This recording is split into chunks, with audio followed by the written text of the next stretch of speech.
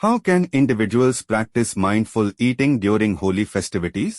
बिल्कुल, बहुत ज़रूरी है माइंडफुल ईटिंग होना, क्योंकि जब आप कोई चीज़ खा रहे होते हो और आपका ध्यान कहीं और हो रहा होता है, तो इससे क्या होता है कि एक तो डिस्ट्रैक्शन होता है और आपका फोकस फूड से हट जाता है। तो आप उसको एन्जॉय नहीं कर पाते हो और फटाफट फिनिश कर लेते हो और दोबारा से लाइक खड़े हो जाते हो दूसरा लेने के लिए।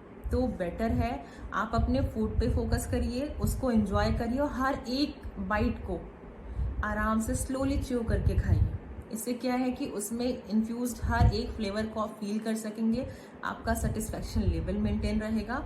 और सबसे बड़ी बात, डिस्ट्रैक्शन के लिए बिल्कुल अवॉइड करिए टीवी, आपका लैपटॉप, आपका फ़ोन और गैदरिंग बहुत ज़्यादा भीड़ में भी बैठ के खाने की ज़रूरत नहीं है। छोटा ग्रुप होता है तो फिर भी हम फोकस कर पाते हैं, but not in a big group.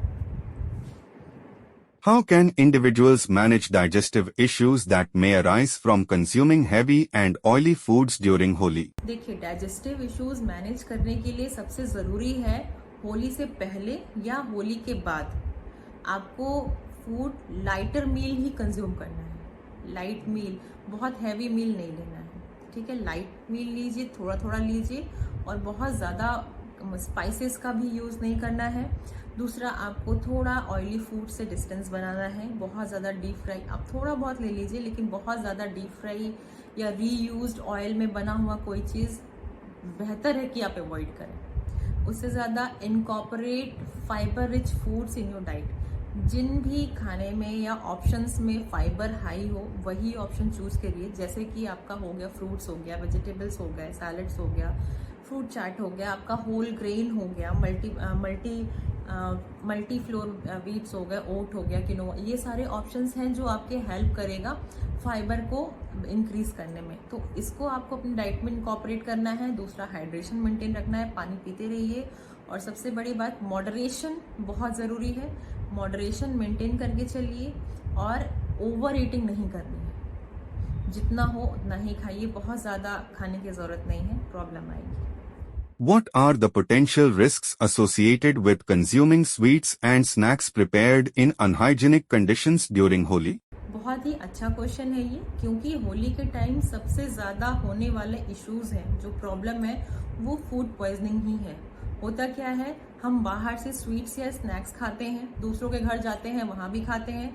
और जहाँ भी जो भी स्नैक्स या स्वीट्स अगर वो अनहाइजेनिक तरीके से बना है या अनहाइजेनिक यूटेंसिल्स में बना है, तो डेफिनेटली वो directly indirectly food borne illness cause करेगा, जो कि फूड पॉइजनिंग या फूड इंटॉक्सिकेशन या कॉन्स्टिपेशन या डायरिया, इन सारे इश्यूज को लेकर के आएगा।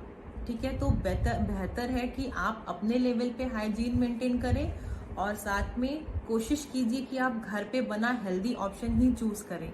इवन आप सेल्फ अपने भी जब भी आप कोई फ्रूट्स खा रहे हैं या कोई वेजिटेबल सैलेड्स खा रहे हैं, तो उसको अच्छे से वॉश कीजिए तब खाइए। और बाहर भी खा रहे हैं तो इंश्योर जरूर कीजिए कि वो हाइजीनिकली बना है या नहीं बना है।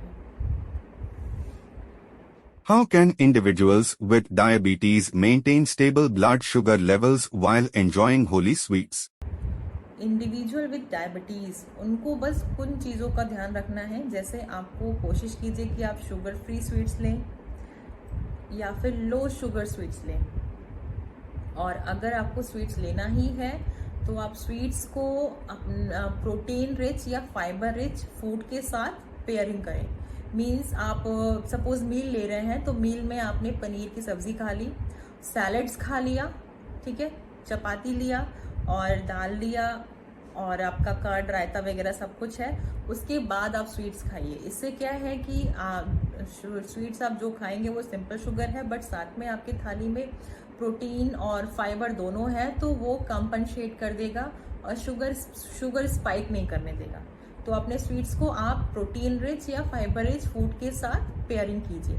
दूसरा, अपने शुगर को बराबर मेंटेन करते रहिए, चेक करते रहिए। और उसके बाद आप कार्बोहाइड्रेट इनटेक पे आपको प्रॉपर मॉनिटरिंग होनी चाहिए कि आप कार्बोहाइड्रेट कितना कंज्यूम कर रहे हो। ये बहुत ज़रूरी है। अगर आप पूरे दिन का मैनेजमेंट कर ले रहे हो कि आपकी कार्बोहाइड्रेट इनटेक इतनी है और उसको आप मैनेज करिए फिर प्रोटीन और फाइबर से, तो you can easily monitor your blood sugar level. और उसके अलावा आपको अपने डाइटिशियन से ज़रूर कंसल्ट करना है बिफोर एनी इवेंट कि आपको क्या खाना है, कितना खाना है और कैसे खाना है। और शुगर लेवल आप अपना बराबर चेक करते रहिए। What precautions should individuals take to prevent dehydration and heat-related illnesses during outdoor Holi celebrations? बिल्कुल, जब आप होली बाहर खेल रहे होते हैं तो आपको डिहाइड्रेशन से प्रिवेंट करने के लिए बहुत ज़रूरी है कि आप टाइम टाइम पे वाटर का इंटेक करते रहें या फिर इलेक्ट्रोलाइट बेस्ड बेवरेजेस को समय समय पे पीते रहे से बेसिक। इससे क्या है कि बॉडी आपकी हाइड्रेटेड रहेगी और इलेक्ट्रोलाइट बैलेंस रहेगा। और फिर दूसरा आपको ध्यान रखना है कि आप जो क्लोथिंग जो आप कपड़े पहन रहे हो वो ब्रीथेबल हो, लाइट वेटेड हो, means cotton is the best option, आपको कॉटन यूज़ करना चाहिए। और दूसरा टाइम टाइम पे आप शेड्स में चले जाइए, इससे क्या है कि हीट स्ट्रोक या हीट एग्जॉशन से बचेंगे आप। बहुत ज़रूरी है, पानी पीते रहिए पूरे दिन और क्या कहते हैं कोकोनट वाटर लीजिए और इलेक्ट्रोलाइट बेस्ड ड्रिंक भी आप अपने साथ रखिए। ये आपको धूप से या हीट स्ट्रोक से बचाएगा।